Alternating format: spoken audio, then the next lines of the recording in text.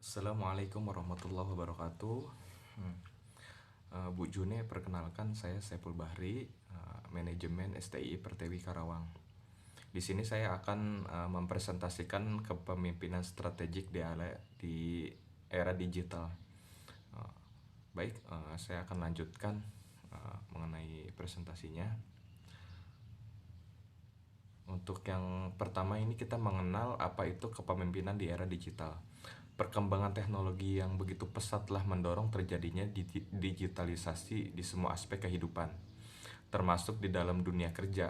Fleksibilitas yang ditawarkan dari kehadiran teknologi terbukti memberikan banyak kemudahan terhadap aktivitas orang dalam bekerja, terutama bagi generasi milenial sebagai generasi yang lebih terbuka pemanfaatan teknologi di dalam kesehariannya.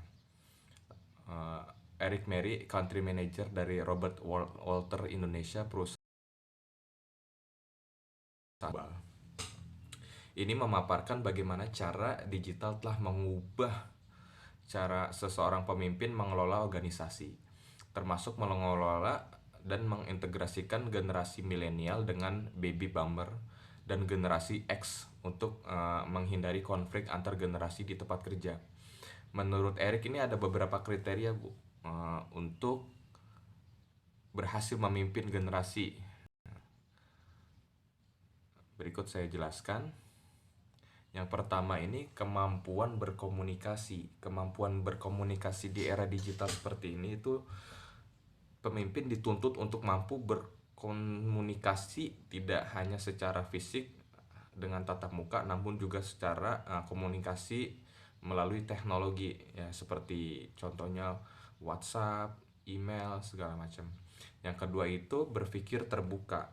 Mengingat bahwa digitalisasi itu turut mendorong pemanfaatan teknologi dalam bekerja. Ini tenaga kerja, terutama generasi milenial, memiliki metode dan cara sendiri untuk bekerja.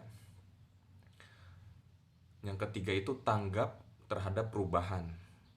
Di sini tanggap dalam perubahan, yaitu pemimpin di era ini harus memiliki kepekaan dan kecepatan dalam melihat dan menilai suatu perubahan dan mengintegrasikan informasi tersebut menjadi keputusan dan menjalankan perusahaan.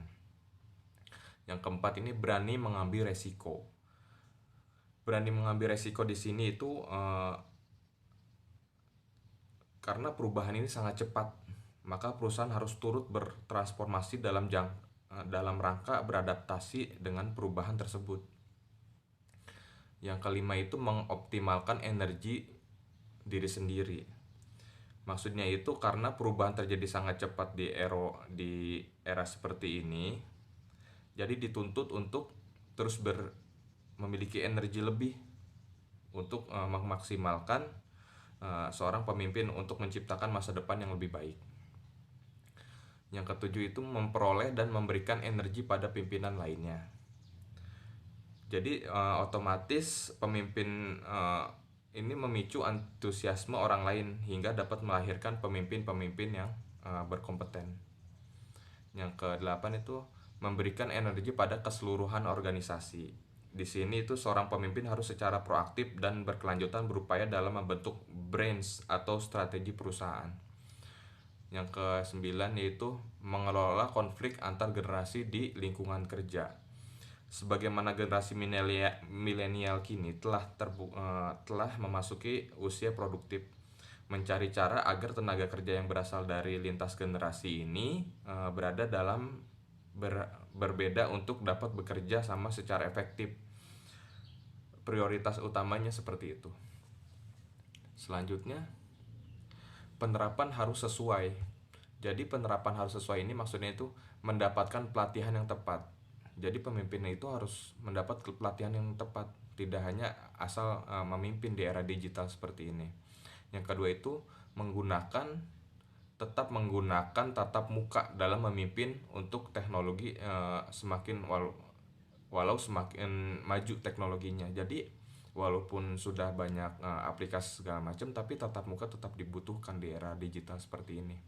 Yang ketiga itu berorientasi pada orang dan tetap memiliki orientasi teknis. Jadi dalam kata lain ini saya bisa paparkan sedikit. Jadi hal-hal itu tuh tetap berorientasi pada orang, walaupun tetap acuannya dengan orientasinya digital, dan tetap harus ada teknis seperti itu.